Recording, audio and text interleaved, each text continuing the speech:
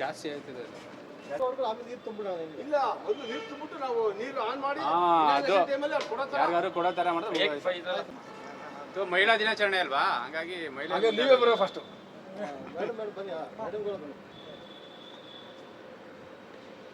ನೀವು ಬರಲ್ವಾ?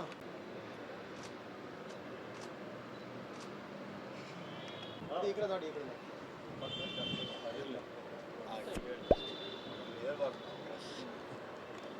ಯಾವಾಗಲೂ ಅಲ್ವಾ?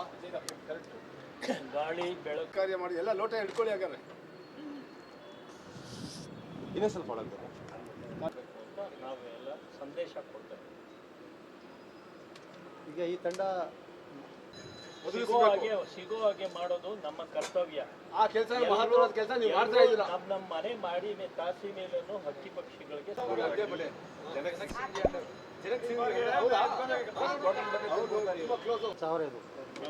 ಪಾತ್ರೆ ಮನೆ ಮೇಲೆ ಇಲ್ಲಿ ಬೇಕಾದ್ರೆ ಇಟ್ಬಿಟ್ರೆ, ಯಾಕಂದ್ರೆ ಅವಕ್ಕೆ ನೀರು ಒಣಗೋಗಿರುತ್ತೆ. ಮಡಿಕೆ ಅಲ್ವಾ?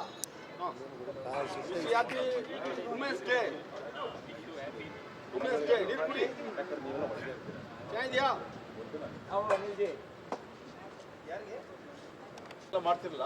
ಹಿಂದೆ ಯಾವ ತರ 3 ಐಟಮ್ ಏನಪ್ಪಾ ಅಂದ್ರೆ, ಒಂದು ಜಲ್ಲಿಕಲ್ಲು, ಇನ್ನೊಂದು ಇನ್ನೊಂದು ಮರಳು, 3 ಮಡಿಕೆಯಲ್ಲಿ ಹಾಕ್ಬಿಟ್ಟು ಮೇಲ್ಗಡೆ ನೀರು ಬಿಟ್ರೆ ಕ್ಯಾಂಡಲ್ ಅಂತ ಮಾಡ್ಕೊಂಡಿರೋದು ನೀವೀಗ.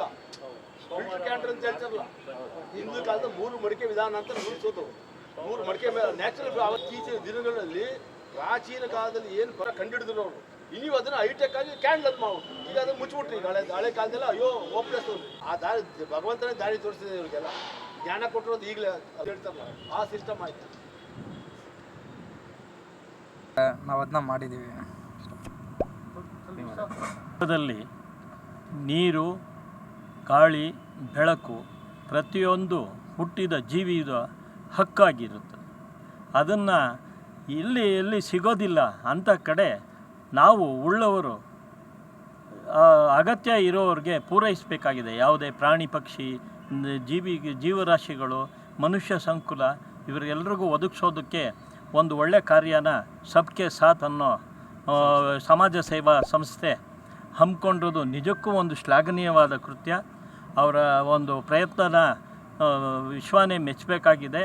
ಅವರು ಎಲ್ಲ ಪ್ರಾಣಿ ಸಂಕುಲಗಳನ್ನು ಕಾಪಾಡುವಂತೆ, ಅಗತ್ಯತೆಯನ್ನು ಪೂರೈಸುವಂತೆ ಶಕ್ತಿ ಆ ಭಗವಂತ ಕರುಣಿಸಲಿ ಅಂತ ನಾನಾದರೂ ಹೇಳ್ತೀನಿ. Thank you. ಸಮಸ್ತ ನಾಡಿನ ಜನತೆಗೆ ಶುಭಾಶಯವನ್ನು ಕೋರುತ್ತಾ, ಮೈಸೂರು ವಿಜಯನಗರದ ಯೋಗ ನರಸಿಂಹಸ್ವಾಮಿ ದೇವಸ್ಥಾನದಲ್ಲಿ ನಮ್ಮ ಮೈಸೂರು ಸಾರ್ವಜನಿಕ ಸಂಸ್ಥೆ ಸಮಾಜ ಸೇವೆ ಮಾಡ್ತಕ್ಕಂತಹ ಸಬ್ಕೆ ಸಾಥ್ ಅನ್ನುವ ಸಂಸ್ಥೆಯವರು ದೇವಸ್ಥಾನಕ್ಕೆ ಉಚಿತವಾಗಿ ಭಕ್ತಾದಿಗಳು ಆಗಮಿಸುವ ಎಲ್ಲ ಭಕ್ತಾದಿಗಳಿಗೆ ಕುಡಿಯುವ ನೀರನ್ನು ಮಡಿಕೆಯ ಮುಖಾಂತರ ಪ್ರಾಚೀನ ಕಾಲದಲ್ಲಿ ಯಾವ ರೀತಿ ಅದನ್ನು ಸಂಗ್ರಹಣೆ ಮಾಡಿ ತುಂಬ ಕೂಲಾಗಿ ಇರ್ತಕ್ಕಂಥ, ಈಗಿನ ಕಾಲದಲ್ಲಿ ಬೇಸಿಗೆಯ ತಾಣದಲ್ಲಿ ಜನಗಳಿಗೆ ನೀರು ಹಾಹಾಕಾರ ಆಗುತ್ತೆ.